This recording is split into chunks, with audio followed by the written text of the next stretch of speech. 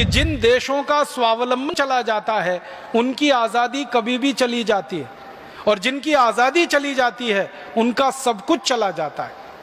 उनकी समृद्धि चली जाती है, उनकी संपत्ति चली जाती है, उनका ज्ञान चला जाता है, उनका चरित्र चला जाता है, उनकी जिंदगी से हर चीज़ खत्म हो जाती है जिनकी आज़ादी चली जाती है। और आज़ादी जाने का एक सबसे बड़ा कारण है परावलंबन, स्वावलंबन का खत्म होना। इस भारत भूमि में कुछ ऐसे भी लोग हैं जिन्होंने अपना पूरा जीवन देश के लिए समर्पित कर दिया और आजीवन पूरे समर्पण भाव से देश के हित के लिए कार्य करते रहे।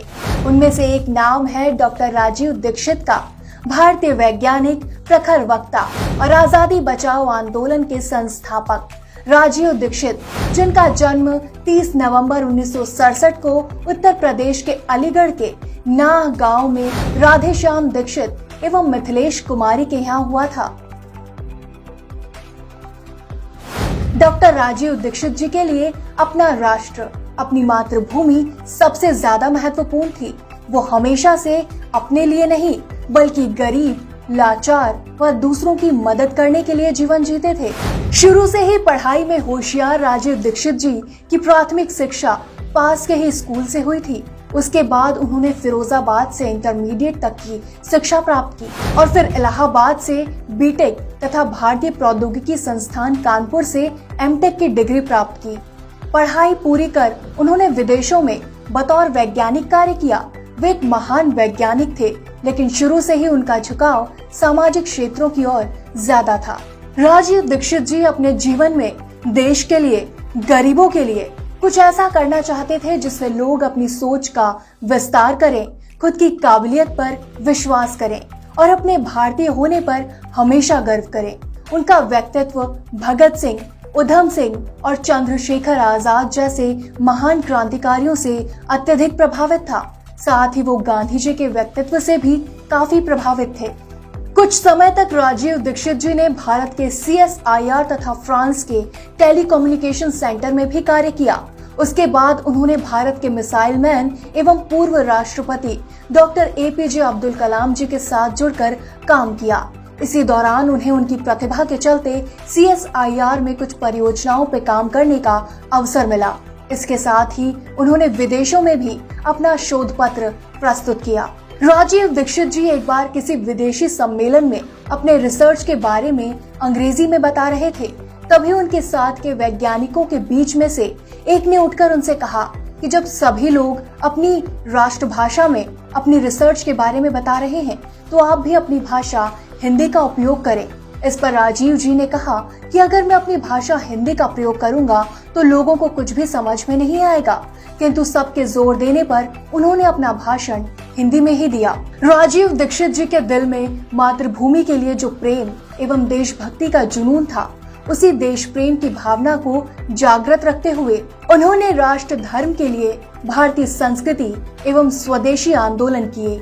उन्होंने 1991 में सब कुछ छोड़कर आंदोलन की एक नई नींव रखी और उस आंदोलन को नाम दिया आजादी बचाओ आंदोलन। उन्होंने अपना सारा जीवन शराब, गुटखा, गौवध एवं सामाजिक अन्यायों जैसे अपराधों को रोकने में बिता दिया। 1999 में अपनी ही विचारधारा के योग गुरु स्वामी रामदेव से उनकी मुलाकात हुई। 1999 में उन्होंने भारत स्वाभिमान ट्रस्ट में बतौर सचिव के पद पर कार्य किया और साथ साथ पतंजलि योगपीठ हरिद्वार में बाबा रामदेव के साथ भी कार्यरत रहे। राजीव दीक्षित जी ने जनवरी 2009 में भारत स्वाभिमान न्यास की स्थापना की और इसके राष्ट्रीय प्रवक्ता एवं सचिव का कार्यभार संभाला। भारत को स्वावलंबी एवं स्वदेशी बनाने के लिए डॉक्टर राजीव ने वर्षों तक अथक प्रयास किया। उनके प्रयासों और दृढ़ता को देखते हुए बाबा रामदेव ने उन्हें भारत स्वाभिमान ट्रस्ट के राष्ट्रीय महासचिव का दायित्व सौंपा और इस पद पर उन्होंने अपनी मृत्यु तक काम किया। वो डॉक्टर राजीव दीक्षित से ज्यादा राजीव भाई के नाम से प्रसिद्ध थे। उन्होंने वर्षों तक भारतीय इतिहास से जो कुछ सीखा और समझा, उसके प्रचार और प्रसार लोगों के बीच किया।